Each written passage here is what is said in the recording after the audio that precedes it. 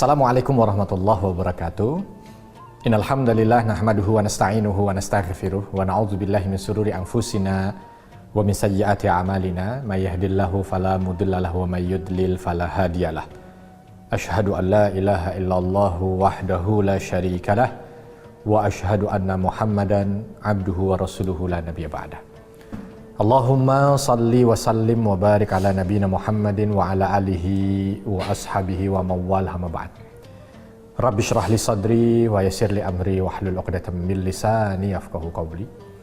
Allahumma 'allimna ma yanfa'una wanfa'na bima 'allamtana. Allahumma hdina wahdi bina waj'alna sababan wa sabilan liman ihtada. Segala puji hanya bagi Allah. Salawat dan salam semoga selalu tercurah kepada junjungan kita Nabi besar Muhammad sallallahu alaihi wasallam. Alhamdulillah pada kesempatan kali ini kembali bersua dan berjumpa. Ini adalah nikmat yang luar biasa yang Allah berikan pada kita.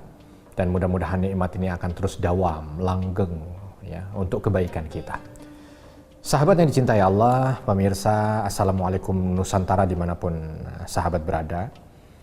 Kita ketahui bahwa di antara nikmat yang Allah berikan kepada kita selaku hambanya ini adalah nikmat tatap muka.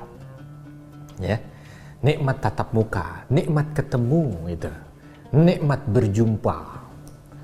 Ya, kita ngerasa waktu pandemi ya, di saat kita dibatasi segala aktivitas itu, ya hanya untuk jumpa aja susah, ya orang saling curiga, bahkan di masjid saja dibatasi, harus renggang, harus apa. Bahkan kita sempat beberapa bulan itu ya sama sekali tidak aktivitas di masjid. Nah begitu kita boleh lagi aktivitas di masjid, bisa jumpa dengan yang lain, rasa bahagia dan gembira itu Masya Allah luar biasa. Karena ternyata memang itulah dia fitrahnya manusia. Fitrahnya adalah makhluk sosial.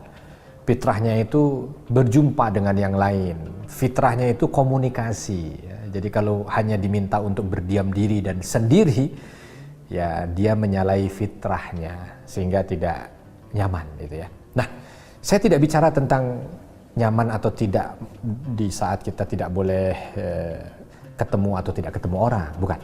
Ya. Tapi ingin mencoba bersama dengan para sahabat sekalian menelaah ya, kandungan makna surah Al-Asr. Yang semua dari kita pasti sudah hafal, semua dari kita pasti sudah paham. Ya. Tapi mengingatkan kembali kandungan dan kaidah yang ada dalam surah Al-Asr ini.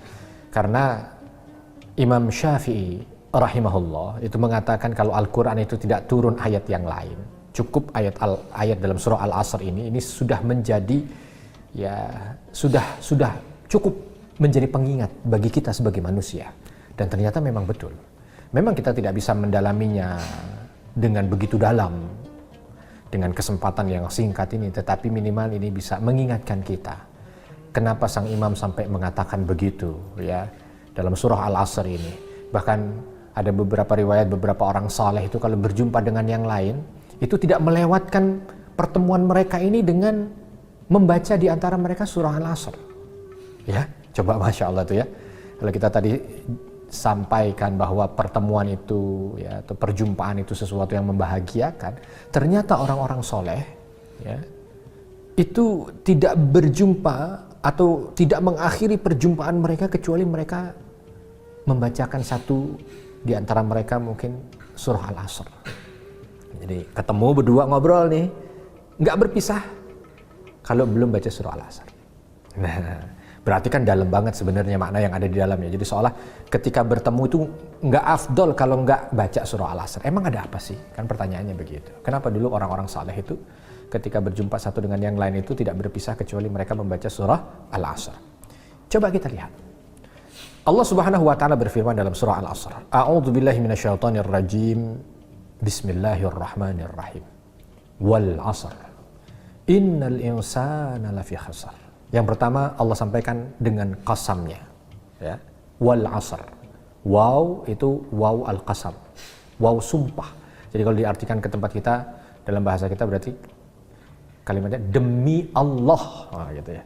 Kalau bahasa kita, kalau wallahi, nah itu qasam tuh ya, wallahi demi Allah.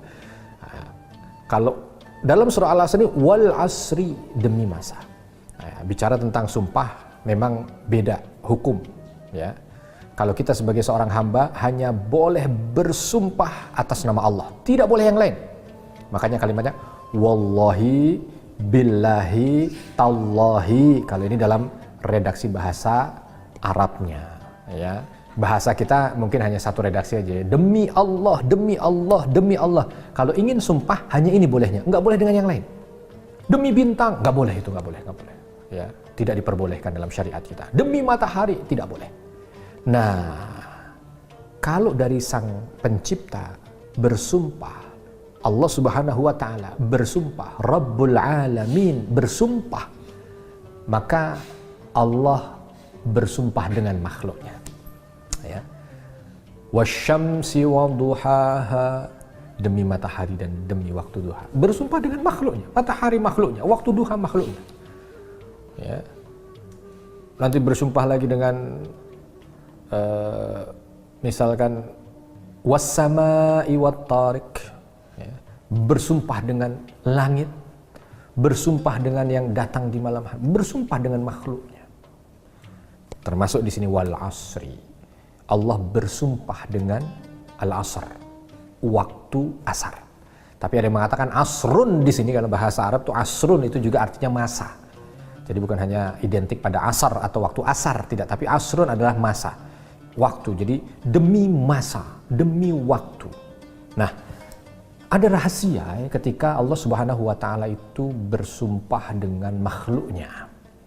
Tidaklah Allah bersumpah dengan makhluknya kecuali memang makhluknya itu memang ada nilai yang ingin Allah sampaikan di sana, ya. Ada nilai yang ingin Allah ingatkan di sana. Maka biasanya selalu berkesesuaian. Ketika Allah bersumpah dengan makhluknya, maka akan ada pesan di kalimat atau ayat selanjutnya yang pasti berkesesuaian dengan sumpahnya. Termasuk di sini. Wal asri, demi masa. Dan ini adalah sumpah dari Allah. Berarti setelahnya ini hukum sumpah gitu. Biasanya kita sendiri sebagai makhluk kalau bersumpah pasti untuk meyakinkan sesuatu yang besar gitu. Nggak mungkin kalau cuman perkara sepele pakai sumpah, itu nggak mungkin. Ya. Nggak mungkin demi Allah, ya, saya mau mandi. Kalau cuma mau mandinya nggak usah pakai demi Allah lah, gitu, ya. Pasti untuk sumpah dengan sesuatu yang besar gitu. Demi Allah, saya tidak mencuri. Nah, itu kan mungkin untuk meyakinkan dengan. Tapi kalau demi Allah saya sudah mandi, ya, mandi aja nggak perlu pakai sumpah gitu kan. Artinya sumpah itu untuk sesuatu yang besar. Nah, termasuk di sini kalimat wal asri, demi masa. Berarti Allah bersumpah dengan makhluknya. Selanjutnya akan ada sesuatu yang besar dan ternyata sangat besar sekali. Sangat besar sekali. Kalimat sesudahnya, ayat sesudahnya itu menjadi berat buat kita karena Allah memberikan statement pada kita. Innal insana lafi khusrin. Sesungguhnya manusia itu dalam kondisi merugi. Aduh, berat ini buat kita. Kita manusia. Ya, kita manusia. Kita bukan jin, kita bukan malaikat, kita manusia. Berarti yang dimaksud ayat itu kita. Innal insana la, sungguh, kalimat itu la, ada takkid di sana ya. Jadi kalau mau bahasa Indonesianya itu sesungguhnya semua manusia sungguh dalam kondisi merugi. Aduh, berat.